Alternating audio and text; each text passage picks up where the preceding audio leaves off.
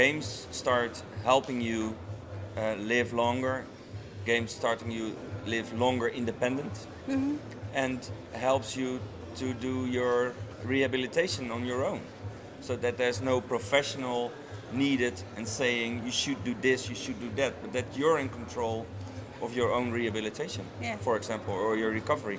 Yeah. And I think that's a very important thing. Yeah. We don't like people saying you should do this, you should do that. No, the game is in a natural way helping you. Yeah, the trend I see is that it started with fun, with playing, with more the copy of a normal game to the serious game side. And what I see now is that they are developing more serious games like they have to be.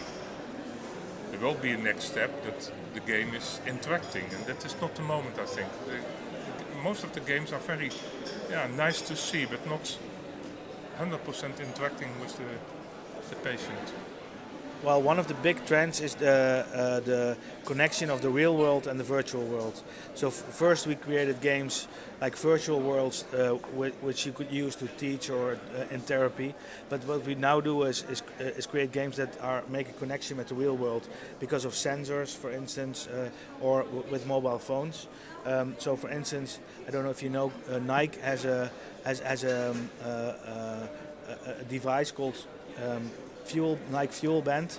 That's a device with which you can count all your movements. Yeah. And basically, I'm a bit too heavy, so I have to lose weight, and I can use these sensors to track my movement, and then I can say I want to reach a certain goal.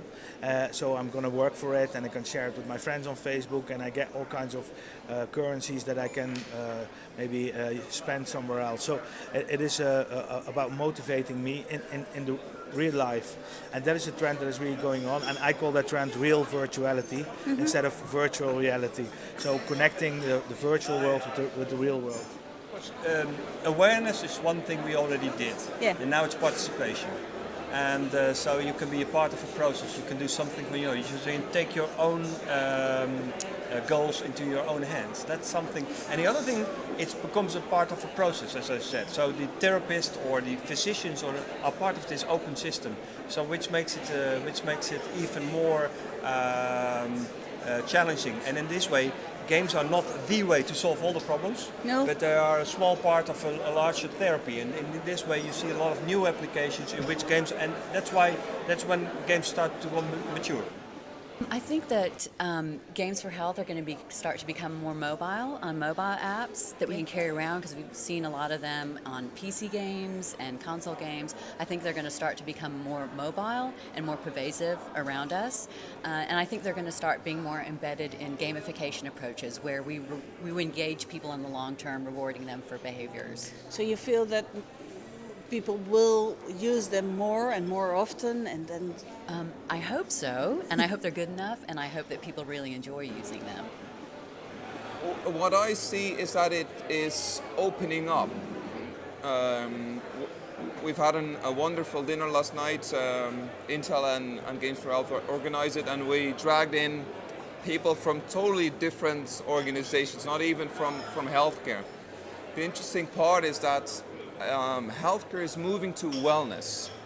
So we're going into the prevention area and into maintaining our bodies. And I think you are about to see that. So the vibe on that is enormous here. One of the most important topics is so-called validation, which means games will only be deployed when they have a proven effect.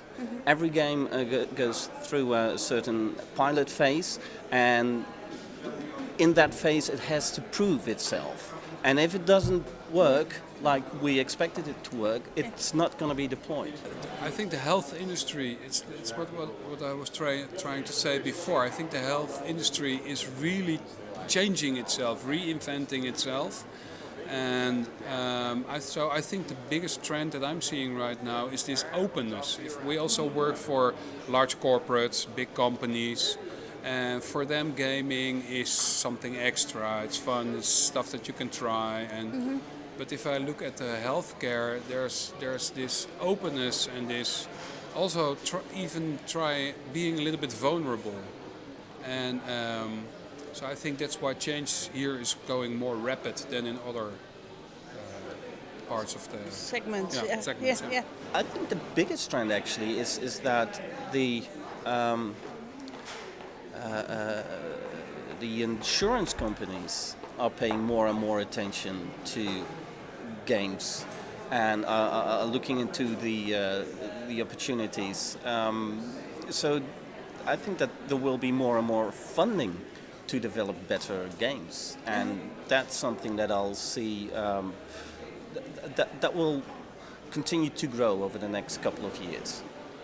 Well, I think the trend is how we are using technology in healthcare. For too long, I think, first of all, the technology wasn't ready. Today, my favorite thing to tell people is we really have the technology to solve for almost anything in health and healthcare. What gets in the way now are cultures and behaviors and consumers and patients and regulations and rules and laws. But if we work with government, if we work with regulators, if we work with older clinicians, and certainly consumers have a real appetite for these new technologies and the way they can help them not only access health information but also even certain kinds of medical services, I think it's tremendous, and we will help achieve that triple aim of higher quality, more access, and lower cost.